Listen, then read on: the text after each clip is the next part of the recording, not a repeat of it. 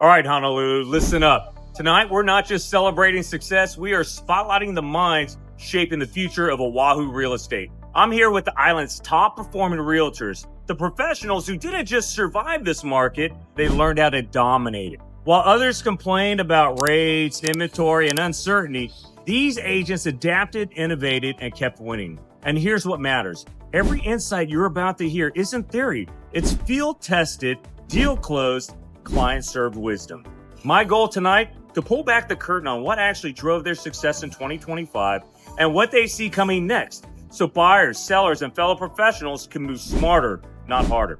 So let's get into it, because opportunity doesn't wait, and neither does Hawaii real estate. I'd say there's three things. And it's, you have to have a right mindset. You have to have a player mentality rather than being a victim mentality. That's one.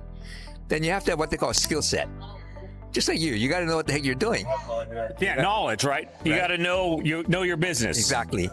And then the last one, which a lot of people don't do, is you got to move to action. So you can have a license, you can have a great attitude, but if you do nothing, then you get nowhere. So those three keys to me are always in any business, including your business as well as real estate. It's the same. Ninja selling has a word. It's called be in the flow. Be in the flow. And you got to be in the flow with lots of people. And that doesn't mean go hustle business, but just say, hey, how are you doing? How's your family? How's your job? Yeah. And be real concerned about them and how they're doing. And then you listen for pain and pleasure, then there's an opportunity. Yes. What would be one recommendation for somebody who's starting out in the industry to get them going in 2026?